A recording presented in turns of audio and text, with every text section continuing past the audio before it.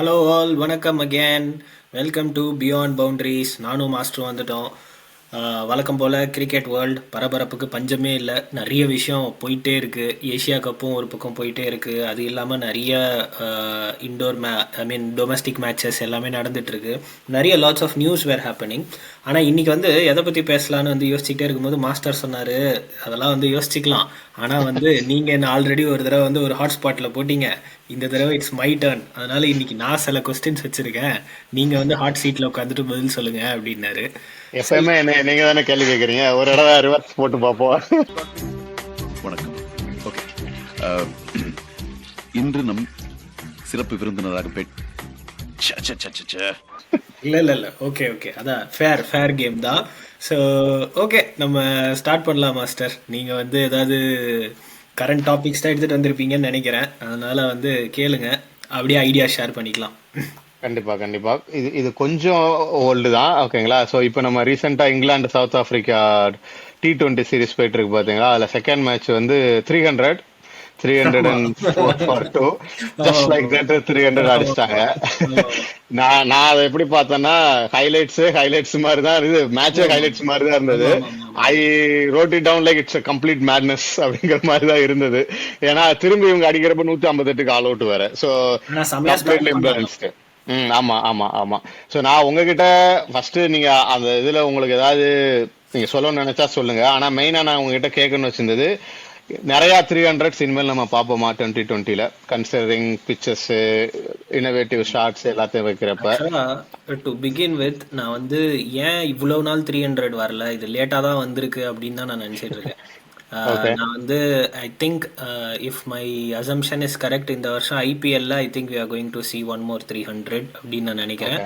And நீங்க கேட்ட மாதிரி ஐ திங்க் கண்டிப்பா 300 ஸ்கோர்ஸ் இனிமேல் எப்படி ஆடுறதுன்னு ஒரு ஸ்ட்ராட்டஜி எல்லாமே கிரியேட் பண்ணிடுவாங்க. அதாவது ஃபர்ஸ்ட் 3 ஓவர்ல 60 ரன் அடிக்கணும், அடுத்த 4 ஓவர்ல இது பண்ணி ஆடணும் அப்படின்ற மாதிரி கொண்டு வந்துருவாங்க.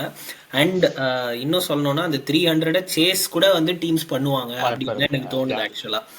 அண்ட் அன்னைக்கு மேட்ச் பியூர் மேட்னஸ் தான். நான் ஹைலைட்ஸ் தான் பார்த்தேன். ஹைலைட்ஸ் பார்த்துட்டு இருக்கும்போது அந்த கிளீன் ஸ்ட்ரைக்குன்னுவாங்கல்ல, அது கிரிக்கெட்டா இல்லை பேஸ்பாலா அப்படின்ற மாதிரி இருந்துச்சு. ஸோ எல்லா பாலும் அவங்க மிடில் ஆஃப் த பேட்டில் மிடில் பண்ண ஃபில் சால்ட், இப்போ hats off. I think long due அவர் கொஞ்ச நாளாக ஆஃப்டர் ஆர்சிபி பர்ஃபார்ம் பண்ணதுக்கு அப்புறமா கொஞ்ச நாள் குவைட் சீசன், 100லையும் பெருசாக எதுவும் ஷைன் பண்ணலன்னு நினைக்கிறேன் ஃபில் சால்ட்டு. ஆனால் அதுக்கு சேர்த்து வச்சு செம்ம அடி அடித்தார். அண்ட் ஹாரி ப்ரூக் புதுசாக ஒரு ஷாட் கண்டுபிடிச்சிருக்காரு. அது அவரோட ஓன் ஆக்கிக்கிட்டாரு. விழுந்து அடிக்கிறது, கீழே பின்னாடி விழுந்து அடிக்கிறது. இல்லை, அதுதான் ஏதாவது இப்போ இந்த மாதிரி மேட்சஸ்ல ஏதாவது ஒரு பிளேயர்ஸ் அந்த மாதிரி அடிப்பாங்க. Strike rate 235, Buttler 276, Jacob Bethell 185, Harry Brook 195. அதான் அவங்க டீமே அதான் சொல்லுவாங்கல்ல, என்னடா தீபாராதனை காட்டுறவனை முதற்கொண்டு தீவிரவாதியை மாத்தி வச்சிருக்கீங்க அப்படின்னு இருந்தது. சோ அதான் நீங்க புரியுது. நிறைய பேர் நிறைய இனோவேட்டிவ் ஷாட்ஸ் வித் பவுலிங்க்கு நிறைய ஆப்ஷன்ஸ் இல்லைங்கிறப்ப we will see ன்னு சொல்றீங்க. அதுல இப்ப இங்கிலாண்டை பத்தி பார்த்துட்டோம். எனக்கு இன்னொரு டாபிக் நம்ம பார்க்கணும், சவுத் ஆப்பிரிக்கா பத்தி. ஐ நோ நீங்க ஏதோ ஒரு வீடியோல சொல்லியிருந்தீங்க, இப்ப கன்சிஸ்டன்டா அவங்க வின் பண்ணிட்டே இருக்காங்க நிறைய விஷயங்கள். ஆனா எனக்கு இந்த சீரீஸ்ல மெயினா எனக்கு என்ன தோணுதுன்னா, ஏதோ ஒரு வீக்னஸ், ஏதோ ஒரு ட்ரெண்ட் இருக்கு. ஏன்னா ஒன் டேலயுமே பாத்தீங்களா ஒரு 400 ஆர்டு கொடுத்தாங்கன்னு நினைக்கிறேன். 75 100க்குள்ள ஆல் அவுட். இப்ப 2020லயும் 300. மேபி அவங்க ஒரு பவுலிங் வீக்னஸ் எதுவும் இருக்கா, இல்ல they are under tremendous pressure, இல்ல அந்த மாதிரி அட்டாக் பண்ணி பிளே பண்ணா அந்த மாதிரி அவங்க எதுவும் ஸ்ட்ரகிள் பண்றாங்களான்னு நீங்க ஏதாவது ட்ரெண்ட் பாக்குறீங்களா? எனக்கு அந்த லெவலுக்கு நான் அவங்களோட பவுலிங் மேல கண்டிப்பா நான் கேஸ எழுப்ப மாட்டேன். அதுக்கு மெயின் ரீசன் என்னன்னா 2 விஷயம். ஒன்று இந்த இங்கிலாண்டோட ஒன் டே ஃபார்மேட், அந்த பிக்சர்ஸ்லாம் எப்படி இருக்குது அப்படின்னு தெரியும். நம்ம டெஸ்ட்டே பார்த்தோம், இந்தியா இங்கே வந்திருந்தப்போ டெஸ்ட் பிக்சர்ஸ் எப்படி இருக்குன்ட்டு. ஸோ பிச்சு பவுலர்ஸ்க்கு அகேன்ஸ்டாக தான் இருக்குது. ஸோ அதுதான் ரிஃப்ளெக்ட் ஆச்சுன்றது தான் என்னோட ரிஃப்ளெக்ஷன். ரெண்டாவது என்னென்னா, இப்போ நீங்கள் ஓவராலாக எல்லா டீமுமே பார்த்தீங்கன்னா இன்டர்நேஷ்னல் சர்க்கியூட்டில் they are concentrating on batsman. அதாவது 10th வரைக்குமே எங்களுக்கு பேட்ஸ்மேன் வேணும் அப்படின்னு கான்சென்ட்ரேட் பண்ணுறதுனால ஐ திங்க் என்ன நடக்குதுன்னா, ஆப்வியஸ்லி அந்த பவுலிங் வந்து உங்களுக்கு வீக்காக தெரியுது. ஏன்னா வந்து ஆப்போசிஷனுக்கு வந்து மேட்ச் பண்ணணுன்றதுக்காக they are concentrating more on batting. ஏன்னா வந்து பேட்டிங் தான் இனிமேல் மேட்சஸ் வின் பண்ணும் அப்படின்ற ஒரு கான்செப்டை நோக்கி நம்ம போயிட்டு இருக்கோம்.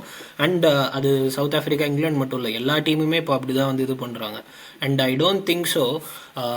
இந்த 2 ரீசன் வச்சுட்டு நான் வந்து சவுத் ஆஃப்ரிக்கன் பவுலர்ஸை வந்து கண்டிப்பாக இந்த தடவை நான் கொஸ்டின் பண்ண மாட்டேன். மேபி இன்னொரு ஒரு சீரீஸ்லையோ இன்னொரு ஒரு டோர்னமெண்ட்லையோ இது கண்டினியூ ஆச்சுன்னா மேபி வந்து நம்ம வந்து அதுக்கப்புறமா அந்த கொஸ்டின் ரைஸ் பண்ணுறது ஃபேராக இருக்கும்னு நினைக்கிறேன். ஓகே, எனக்கு என்ன தோணுதுன்னா ஏதோ ஒரு ட்ரெண்ட் அங்க ஃபார்ம் ஆகிற மாதிரி தோணுது. But let's wait and see. Okay, அடுத்து மூவ் பண்ணலாம். இப்போ இது வந்து நம்ம இந்தியா பாகிஸ்தான் மேட்சுக்குள்ள போறோம். ஓகேங்களா, இந்த ஹேண்ட் ஷேக் ரோ, ஓகேங்களா, hot topic going across world. நான் பாலிடிக்ஸ்குள்ள போக விரும்பல, பட் ஜென்ரலா நான் என்ன கேக்குறேன்னா, ஃபர்ஸ்ட் நீங்க அதை எப்படி பாக்குறீங்க, அதுக்கப்புறம் அது வந்து இந்த டோர்னமெண்ட்ல என்ன எஃபெக்ட் இருக்கும், especially when these two teams meet again next time.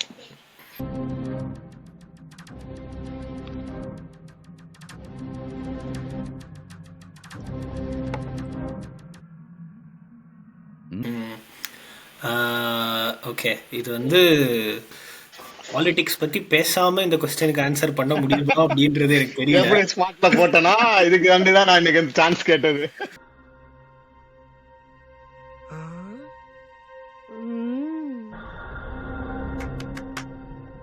சரி, நான் வந்து ஓகே ஹானஸ்டாக வந்து சொல்கிறேன். ஃபர்ஸ்ட் ஆஃப் ஆல் வந்து உங்களுக்கு இந்த மாதிரி ஒரு டென்ஸ் சுச்சுவேஷன் போயிட்டு இருக்கு and it is a feeling of like billion peoples around நம்மளோட கண்ட்ரி இல்லை 2 கண்ட்ரிலையுமே சேர்ந்து அப்படின்னா I don't think so BCCI வந்து இந்த டோர்னமெண்ட்டுக்கு அக்ரி பண்ணியிருக்கிறதுக்கு அவங்களுக்கு எந்த ஒரு நெசசிட்டியுமே இல்லைன்றது தான் என்னோட ஃபர்ஸ்ட் இது. அதனால அவங்களுக்கு வந்து எதையுமே லூஸ் பண்ண போகிறதில்ல. இத்தனைக்கும் வந்து இந்தியா வந்து ஸ்பான்சர் இல்லாமல் ஆடுறாங்க. ஸோ அப்படியெல்லாம் போய் இந்த ஏஷியா கப்பில் ஆடி அவங்களுக்கு வந்து டெலிகாஸ்ட் ரைட்ஸில் காசு வந்து எதுவும் பண்ண போகிறதில்ல. Because we know like what they are capable of.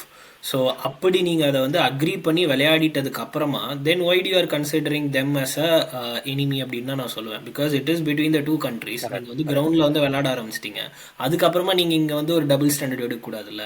எனக்கு வந்து இதர் நீங்கள் விளையாடாமலே இருந்திருக்கணும், ஓகே குட். ஸோ அப்படி இல்லைன்னா நீங்கள் விளையாடிட்டீங்கன்னா play just like a sportsmanship. So இதுக்கு முன்னாடி தோனி கேப்டன்சிலையோ கோலி கேப்டன்சிலையோ அடிக்கடி சொல்லுவாங்க ரைவல்ரி வந்து வெளியில தான் இருக்குது. நாங்கள் கோலி வந்து ஆமீருக்கு வந்து பேட் கிஃப்ட் பண்ணுவார், தோனி வந்து ஷஹீத் அஃப்ரிடிக்கு வந்து ஷூலேஸ் கட்டி விடுவார். ஸோ இந்த மாதிரி மூமெண்ட்ஸ்லாம் நம்ம பார்த்துருக்கோம். ஸோ இந்த மாதிரி இதுதான் வந்து கிரிக்கெட்டில் வந்து கொஞ்சம் லைட்டாக எடுத்துகிட்டு போயிட்டு இருந்துச்சு, ஈவன் தோ ரைவல்ரி டாக்ஸ் வந்து அவுட் சைடு இருந்ததுனால. ஸோ அது வந்து இந்த 2 இதை பார்க்கும் போது I think what they have done is a mistake. either they should have been a white or should have been black. இப்போ கிரேவா நடுவில் வந்து மாட்டிக்கிட்டாங்க, அது டபுள் ஸ்டாண்டர்ட் எடுத்தது தான் அப்படின்னு எனக்கு தோணுச்சு. I think lots of political leaders வந்து பிசிசிஐயில் இப்போ சம்மந்தப்பட்டிருக்கிறதுனால they would have taken this call அப்படின்னு நான் நினைக்கிறேன்.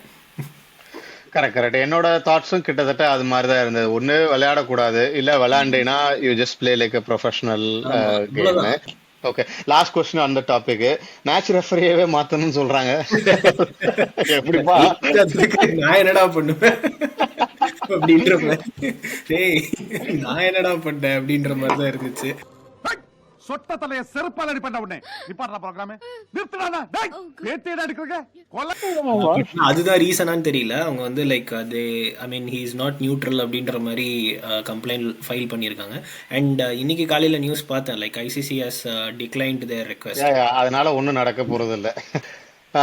Okay, moving on. நெக்ஸ்ட் வந்து இது நம்ம ஹை லெவல்ல ஆஃப்லைன்ல பேசிட்டு இருந்தது ஸ்ரீலங்கா ஹாங்காங் மேட்சை பத்தி இப்ப நான் சொல்றேன்.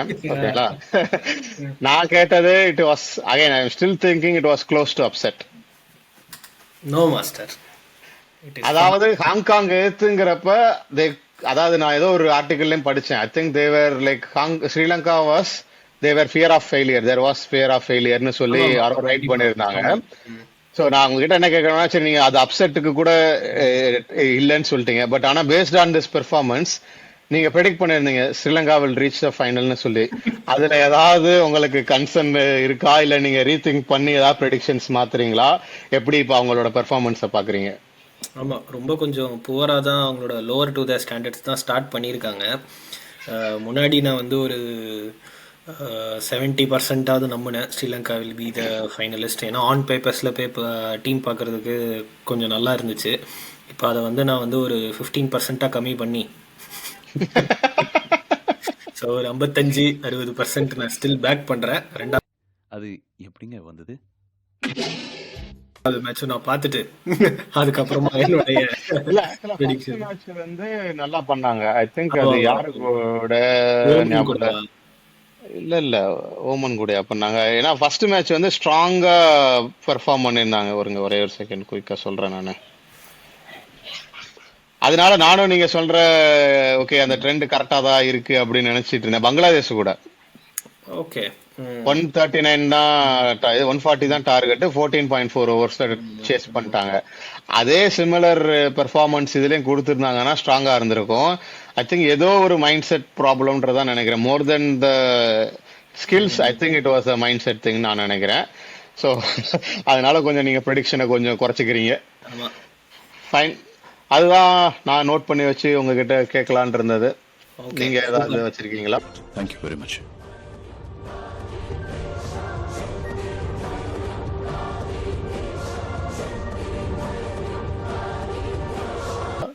வேற ஒன்றும் இல்லை மாஸ்டர். லைக் இதான் ஐ திங்க் கரண்டா போய்கிட்டு இருக்கு இல்லைங்களா? ஆமா, இன்னைக்கு ஆமா. இன்னும் பங்களாதேஷ் மேட்சும் ஆப்கானிஸ்தான் லூஸ் பண்ணிட்டாங்க.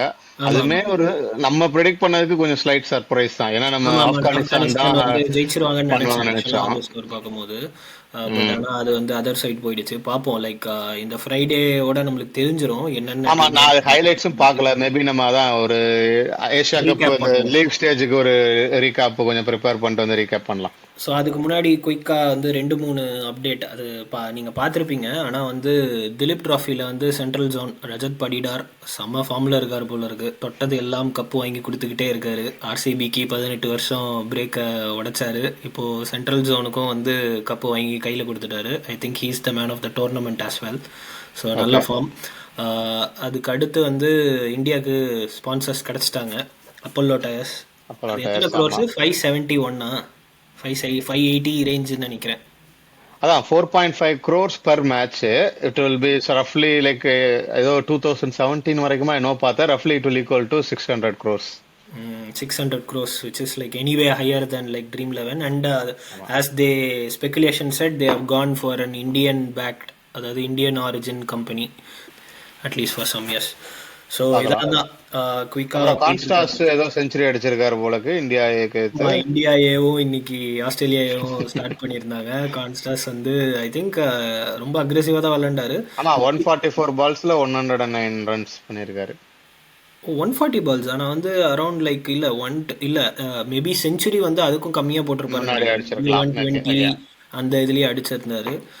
ஸ்ரேயஸ் ஐயர் தான் கேப்டன் பண்ணுறாரு இந்தியா ஏவை. ஸோ பார்ப்போம் அது வந்து எப்படி போகுது அப்படின்னு பார்ப்போம். ஆமா, அதுல கொஞ்சம் நிறைய பேர் இருக்காங்க. ஸ்ரேயஸ் ஐயர் இருக்காரு, சாய் சுதர்சன் இருக்காரு, அந்த துருவ் ஜுரல் இருக்காரு, Prasidh Krishna still like playing there. So அதுல நிறைய பேர் இருக்காங்க. பிரசித் கிருஷ்ணா இன்னைக்கு போட்டு அடிச்சிட்டாங்க.